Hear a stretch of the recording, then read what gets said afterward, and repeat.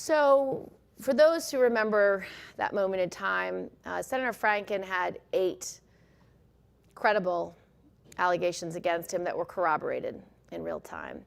2 were since he was elected. And the 8th one, it was either 7th and 8th, but the 8th one that got my attention was a congressional staffer. And I have been working in this space for a very long time, trying to end sexual violence in the military, trying to end sexual violence on college campuses, trying to end sexual harassment in Congress. And I just got to the point where enough was enough, and I couldn't defend him. I couldn't defend groping and forcible kissing, unwanted groping and forcible kissing. And I decided that I had to say that I couldn't support it anymore, and I couldn't support him. 34 other senators followed me, some within minutes, many of whom are running for president today. It may not seem like that today because I seem to stand alone, but I would do it again because I just talked to that congressional staffer, and I would stand by her today, and I would do it again. It's hard. There's some Democratic donors who want to punish me for the behavior of Senator Franken and hold me accountable for his decisions. My decision was to call him to resign. His decision was to resign, to not wait for his congressional hearing, to not wait for his next election. Those are his decisions, and his alone. Did you call on Senator Schumer to work with you on that at the time? I'm not going to divulge private conversations, but I can tell you I spoke with many colleagues after the 5th and 6th allegation. The 5th and 6th allegations were particularly disturbing. One of the women was in the military, and she had come forward. And I know what happens in the military.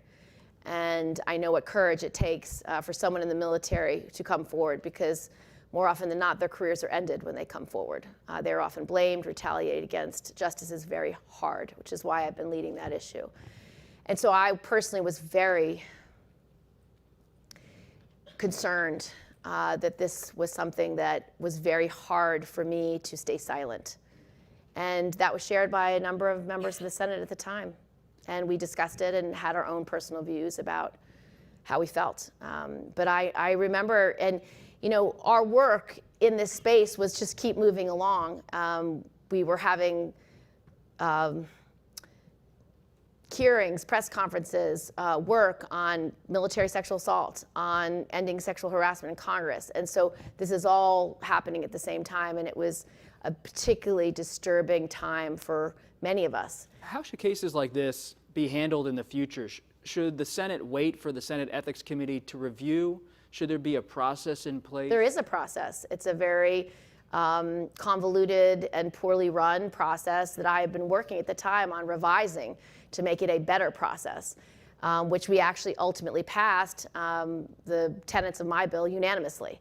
So the process is that you are entitled to a hearing by the Ethics Committee, but what you're not entitled to is the silence of your colleagues. And asking members of Congress to stay silent and not to be heard on something they care as passionately about, whether we value women, whether these women who are survivors deserve someone to stand by them, that's absurd. And for our party to ask members of the US Senate, particularly the women members who came forward, to say enough was enough, I think is an outrage. You've called the allegations against Senator Franken credible. You said you recently spoke to one of the accusers. Would you oppose a political comeback by Senator Franken?